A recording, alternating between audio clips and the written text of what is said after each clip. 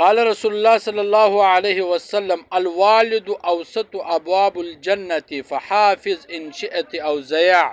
رسول الله صلی الله علیه وسلم فرمایي وای الوالد اوسط ابواب الجنة، پلار چې دا اغا د جنت منځ دروازه ده، اوس تا اختیار ده، اوس تا خوښه ده چې حفاظت یې کوي او که ځای کوي.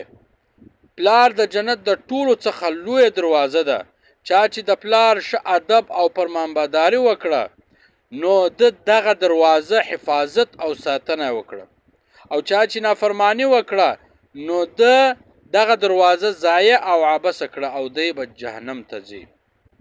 عن عبد الله ابن عمر رضی الله عنهما النبي صلى الله عليه وسلم قال رضاء الله في رضاء الوالد وسخط الله في سخط الوالد. حضرت عبدالله ابن عمر رضی الله تعالی عنهما څخه روایت ده، فرمایي چې نبی کریم صلی الله علیه وسلم وفرمایل چې د الله تعالی رضا د پلار پر رضا کې ده او د الله تعالی ناراضگی د پلار په ناراضگی کې ده.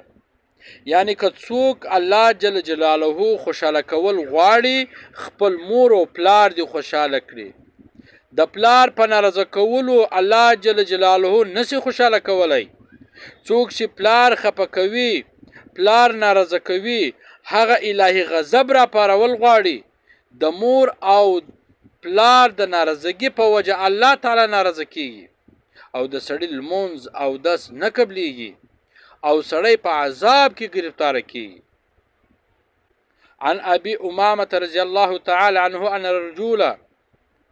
ان رجولا قال يا رسول الله صلى الله عليه وسلم ما حق الوالدين على ولدهما؟ قال هما جنتك ونارك. ويسأل عليه رسول الله صلى الله عليه وسلم تيول يا رسول الله صلى الله عليه وسلم ما حق الوالدين على ولدهما؟ پر اولاد باندې مور او پلار څه حق لري؟ یعنی د پلار د مور څه حق ده؟ نو رسول الله صلی الله علیه وسلم ورته فرمایل هما جنتک و نارک، هغه ستا دپاره جنت هم ده او ستا دپاره جهنم هم ده. دا دواړه ستا دپاره جنت یا دوزخ ته. مطلب دا ده چې په اطاعت او خدمت کې جنت ده او په بی ادبی او ناراضگی کې جهنم ده. یعنی که د مور او پلار سره ښه گزاره وکړي نو د جنت مستحق بسي، او که د مور او پلار حقوق تر پښو لاندې کې نو د جهنم خاشاک بسي. دغه رقم حاکمان فرمایي، هغه فرمایي اربعه تنور البصر، وای څلور داسې شیان دي چې د سترګې روشنایي زیاتوي، د سترګو دید زیاتوي. الاول نظر الا خضرتي، الثاني نظر الا والدين، الثالث نظر الى مصحف، الرابع نظر الى المكة المشرفة. حکیمان فرمایي وای څلور شیان سترګې روښانه کوي.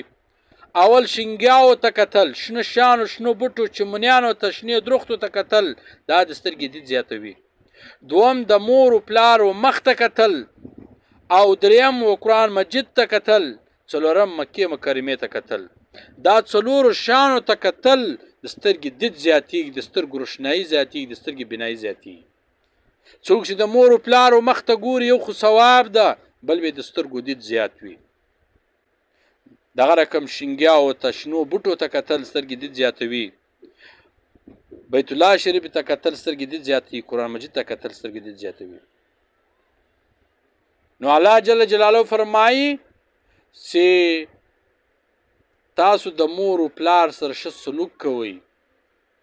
رسول الله صلی الله علیه وسلم فرمایي چې د الله رضا د پلار پر رضا کې ده، د الله ناراضگی د پلار په ناراضگی کې ده. که د پلار خوشاله کوي الله دې خوشاله کوي، که د پلار ناراضه کوي نو الله جل